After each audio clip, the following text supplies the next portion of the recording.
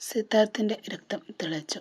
താൻ കോളേജിൽ വെച്ച് ശ്വേതയോട് പിന്മാറാൻ പറഞ്ഞിട്ടും അവളത് വീട്ടിൽ അറിയിച്ചെന്ന് മാത്രമല്ല, വിവാഹവുമായി മുന്നോട്ടു പോകാൻ കരുതി കൂട്ടിയുള്ള നീക്കമാണ് നടത്തുന്നത്.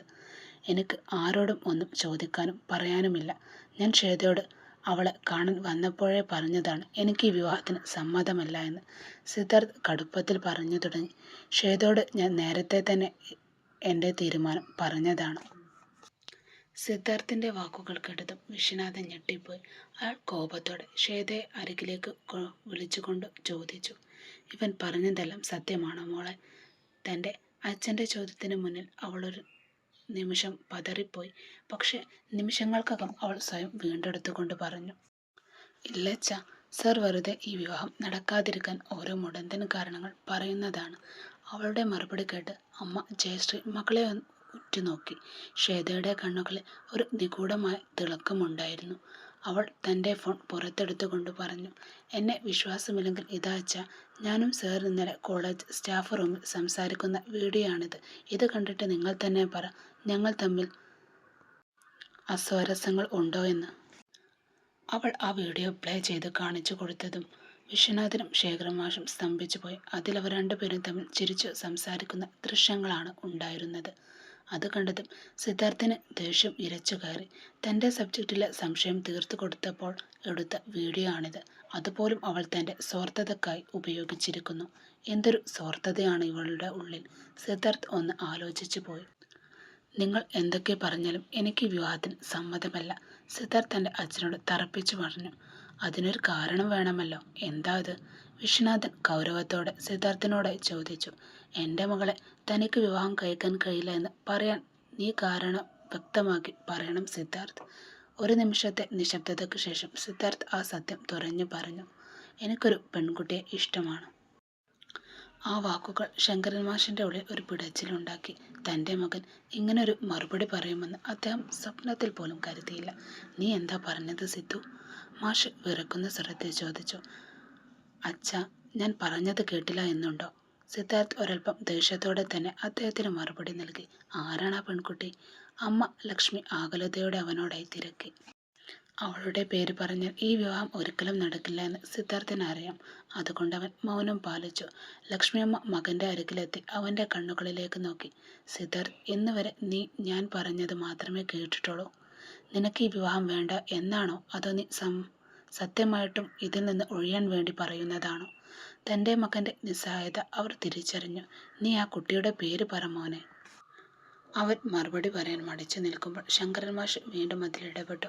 എന്നാ നീ സിദ്ധാർത്ഥിന്റെ ജാതകം എടുത്തോ ലക്ഷ്മി, അയാൾ തൻ്റെ ഭാര്യയോട് ആജ്ഞാപിച്ചു. സിദ്ധാർത്ഥിന്റെ ക്ഷമ നശിച്ചു. എനിക്ക് സമ്മതമല്ല വിവാഹത്തിന് എത്ര തവണ ഞാൻ പറയണം? അച്ഛനത്ര നിർബന്ധമാണെങ്കിൽ രുദ്രനോട് പറഞ്ഞോ അവളെ വിവാഹം കഴിക്കാൻ. എനിക്ക് കഴിയില്ല, അവൻ തർപ്പിച്ചുകൊണ്ട് എല്ലാവരോടുമായി പറഞ്ഞു. ഇതുവരെ ക്ഷമയോടെ നിന്ന വിശ്വനാഥന്റെ ഭാവം അപ്പോൾ തന്നെ മാറി. അയാൾ പരിഹാസത്തോടെ ശങ്കരൻ മാഷെ നോക്കിക്കൊണ്ട് പറഞ്ഞു, എന്താ ശങ്കരൻ മാഷെ ഇതെല്ലാം? അപ്പോൾ എൻ്റെ മോൾ നിങ്ങളെ കാണാൻ വന്നത് നിങ്ങളുടെ നിർബന്ധത്തിനാണല്ലേ? സിദ്ധാർത്ഥിനോട് ഇതുവരെ സമ്മതം ചോദിച്ചില്ലല്ലേ? സൂര്യമംഗലത്തുള്ളവർ തന്ന വാക്കിന് വില കൊടുക്കുന്നവരാണെന്ന് ഞാൻ ഇതുവരെ അറിഞ്ഞ വിവരം. അപ്പോൾ എൻ്റെ കയ്യിൽ നിന്ന് മാഷ് വാങ്ങിയ 50 ഏക്കർ ഭൂമിയുടെ ആധാരം തിരിച്ചങ്ങ് തന്നേക്ക് മാഷെ. ഇതുവരെ തൻ്റെ ഉള്ളിൽ മാത്രം രഹസ്യമാക്കി വെച്ച കാര്യം ഇപ്പോൾ തൻ്റെ കുടുംബം എല്ലാ സത്യങ്ങളും അറിഞ്ഞിരും എന്ന് മനസ്സിലാക്കി മാഷിൻ്റെ നെഞ്ചിൽ ഒരു വേദന വന്നു. ആ വാക്കുകൾ സിദ്ധാർത്ഥിനെയും ലക്ഷ്മിയമ്മയും ഇടുത്തി പോലെ വന്നു പതിച്ചു. അച്ഛൻ ഇത്ര വലിയൊരു ബാധ്യതയിലാണ് ഈ ബന്ധം ഉറപ്പിച്ചത് എന്ന് അവൻ അറിഞ്ഞിരുന്നില്ല. അപമാനം താങ്ങാനാവാതെ ശങ്കരൻ മാഷ് നെഞ്ചത്ത് കൈകൾ വെച്ച് നിലവിളിയോടെ തളർന്നു വീണു. അപ്പോഴും ശ്വേതയുടെ ചുണ്ടുകളിൽ ഒരു ക്രൂരമായി പുഞ്ചിരി വിരിഞ്ഞു. സിദ്ധാർത്ഥ് കണ്ണിൽ നിന്നും ഒരു തുള്ളി കണ്ണുനീർ ഇടർന്നു വീണു. തൻ്റെ അച്ഛൻ ഇത്രയും വലിയ രഹസ്യം എന്തിനു മറച്ചു വെച്ചു എന്ന് അവൻ ആലോചിച്ചു പോയി. ആ നിമിഷം അച്ഛനെ താങ്ങി പിടിച്ചു. സമയം പാഴാക്കാതെ അവനെയും അച്ഛനെയും കൊണ്ട് ഹോസ്പിറ്റലിലേക്ക് പാഞ്ഞു. ലക്ഷ്മിയമ്മ നിലവിളിച്ചു പോയി, മാഷേ. ആശുപത്രിയുടെ ഐസിയുവിൽ മുന്നിലത്തെ നീണ്ട ഇടനാഴിയിൽ മരവിച്ച മനസ്സോടെ സിദ്ധാർത്ഥിരുന്നു. അച്ഛൻ്റെ ആ വീഴ്ച അവൻ്റെ ഉള്ളിൽ വലിയൊരു ഭാരമായി പടർന്നു. അമ്മ ലക്ഷ്മി ഒരു തൂണിൽ ചാരി നിന്ന് വിങ്ങിക്കരയുന്നുണ്ട്. ഇടയ്ക്കിടയ്ക്ക് അവൻ സാരിത്തുമ്പ് കൊണ്ട് കണ്ണും തുടക്കുന്നുണ്ട്. കരയാതിരിക്കാമേ, അച്ഛനൊന്നും സംഭവിക്കില്ല. BP ഒന്ന് കൂടിയതാകും, വേറെ ഒന്നും ഉണ്ടാവില്ല. സിദ്ധാർത്ഥ് അമ്മയെ അരികിലെത്തി ആശ്വസിപ്പിക്കാൻ ശ്രമിച്ചുകൊണ്ട് പറഞ്ഞു. ലക്ഷ്മിയമ്മ അവനെ ദയനീയമായി ഒന്ന് നോക്കി. എങ്ങനെ കരയാതിരിക്കും സിദ്ധു? നിന്റെ അച്ഛൻ ഇന്നുവരെ ആരോടും കൈ നീട്ടിയിട്ട് പോലുമില്ല. ആ വിശ്വനാഥന് അത്രയും ആൾ നമ്മുടെ മുന്നിൽ വെച്ച് ആധാരത്തിൻ്റെ കാര്യം പറഞ്ഞപ്പോൾ മാഷിൻ്റെ നെഞ്ഞ് പിടഞ്ഞത് നീ കണ്ടില്ലേ? എന്തിനാടാ നീ ഇങ്ങനെ വാശി പിടിച്ചത്? നിനക്കത് നേരത്തെ ഒന്ന് പറഞ്ഞുകൂടായിരുന്നോ? എന്നാൽ അച്ഛൻ ഇങ്ങനെ ഇരിക്കുമോ?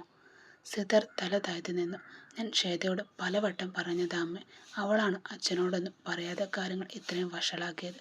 ആ വീഡിയോ പോലും അവൾ ചതിച്ചുണ്ടാക്കിയതാ. അപ്പോഴാണ് അങ്ങോട്ട് വിശ്വനാഥനും ജയശ്രീയും ശ്വേതയും കടന്നു വരുന്നത്. അവരെ കണ്ടതും സിദ്ധാർത്ഥിൻ്റെ ഉള്ളിൽ ദേഷ്യം ഇരച്ചു കയറി. എന്തിനാ ഇങ്ങോട്ട് വന്നത്? എൻ്റെ അച്ഛനെ ഈ അവസ്ഥയിലാക്കിയിട്ട് ഇനിയും എന്ത് ചെയ്യാനാ നിങ്ങൾക്ക് ബാക്കി? സിദ്ധാർത്ഥ് പല്ലുറുമിക്കൊണ്ട് അവരോടായി ചോദിച്ചു. വിശ്വനാഥൻ പുച്ഛത്തോടൊന്ന് ചിരിച്ചുകൊണ്ട് പറഞ്ഞു. നോക്ക് സിദ്ധാർത്ഥ്, ഹോസ്പിറ്റലിൽ കിടക്കുന്ന മാഷിനെ ഓർത്ത് എനിക്കും വിഷമമുണ്ട്. പക്ഷേ സൂര്യമംഗലത്തെ അന്തസ്സിന് വിലയിടാൻ ആരും വളർന്നിട്ടില്ല. കൊടുത്ത വാക്ക് പാലിക്കാത്തവരോട് എനിക്ക് ഇങ്ങനെയൊക്കെ പെരുമാറാനേ കഴിയും. അയാളിൽ സ്വാർത്ഥത നിറഞ്ഞു. അച്ഛൻ സമാധാനപ്പെട്, ശ്വേത ഇടയിൽ കയറിക്കൊണ്ട് പറഞ്ഞു. അവൾ സിദ്ധാർത്ഥിനെ അരികിലേക്ക് നടന്നു വന്നിട്ട് കാതിലായി മെല്ലെ പറഞ്ഞു. സാറിന് ഇപ്പോഴെങ്കിലും കാര്യങ്ങൾ മനസ്സിലായി എന്ന് വിചാരിക്കുന്നു. ഇനിയും സാർ വാശിയാണെങ്കിൽ ഇനി മാഷിൻ്റെ അമ്മയും ഇതുപോലെ തന്നെ ആവാതിരിക്കാൻ സമ്മതം പറയുന്നതല്ലേ മാഷേ നല്ലത്? അവളിൽ സിദ്ധാർത്ഥിനോട് പരിഹാസവും പുച്ഛവും വന്നു. താൻ സ്നേഹിക്കുന്നവനാണ്, പക്ഷെ തന്നെ വേണ്ട എന്ന് പറഞ്ഞ വാക്ക് അവളുടെ ഉള്ളിൽ വീണ്ടും അവനോട് ദേഷ്യവും പകയും ആളിക്കത്താൻ തന്നെ ഇത് കാരണമായി. സിദ്ധാർത്ഥ് കൈ മുഷ്ടി ചുരുട്ടി പിടിച്ചിരിക്കുന്നത് കണ്ട് ലക്ഷ്മിയമ്മ വെറുക്കുന്ന ശ്രദ്ധയിൽ അവളോടായി ഇടപെട്ടു. മോളെ ശ്വേത, നീ എന്തിനാ ഇങ്ങനെ ചെയ്യുന്നത്? സിദ്ധുവിന് നിന്നെ ഇഷ്ടമില്ലെന്ന് അവൻ പറഞ്ഞതല്ലേ? പിന്നെന്തിനാ നീ അവനെ തന്നെ വേണമെന്ന് വാശിയും നിർബന്ധവും പിടിക്കുന്നത്? ജയശ്രീ ഗൗരവത്തിൽ തന്നെ മറുപടി നൽകി. എൻ്റെ ലക്ഷ്മി ടീച്ചറെ, ഇഷ്ടമൊക്കെ കല്യാണം കഴിഞ്ഞാൽ താനെ വന്നോളും. എൻ്റെ മോൾക്ക് സിദ്ധാർത്ഥിനെ മതിയെന്നാണ് അവളുടെ വാശി. ആ 50 ഏക്കർ ആധാരം മാഷ് പണയം വെച്ചത് തന്നെയാണ്. അത് തിരിച്ചു കിട്ടണമെങ്കിൽ ഈ വിവാഹം നടക്കുകയും വേണം. ജയശ്രീ ലക്ഷ്മിയമ്മയോടായി വാശിയിൽ പറഞ്ഞു. അത് കേട്ടതും സിദ്ധാർത്ഥ് തകർന്നുപോയി. അച്ഛൻ ഇത്രയും വലിയൊരു ചതിക്കുയിൽ വീണത് താൻ അറിഞ്ഞില്ലല്ലോ എന്ന കുറ്റബോധം അവനെ വേട്ടയാടി. ആധാരം തിരിച്ചു കൊടുക്കണമെങ്കിൽ താൻ ശ്വേതയെ വിവാഹം കഴിക്കുകയും വേണം. അല്ലെങ്കിൽ അച്ഛൻ്റെ ആയുസ് ഈ ആശുപത്രി കിടക്കയിൽ അവസാനിക്കും. പെട്ടെന്ന് ICUവിൻ്റെ വാതിൽ തുറന്ന് ഡോക്ടർ പുറത്തേക്ക് വന്നു. എല്ലാവരും അങ്ങോട്ട് പാഞ്ഞു. ഡോക്ടർ, അച്ഛന് എങ്ങനെയുണ്ട്? സിദ്ധാർത്ഥ് പരിഭ്രമത്തോടെ ചോദിച്ചു. ഡോക്ടർ മുഖത്തെ മാസ്ക് മാറ്റി ഗൗരവത്തിൽ പറഞ്ഞു. നിലവിൽ അപകടാവസ്ഥ തരണം ചെയ്തിട്ടുണ്ട്, പക്ഷേ വലിയൊരു ഷോക്ക് ഏറ്റത് പോലെയാണ് തോന്നുന്നതും.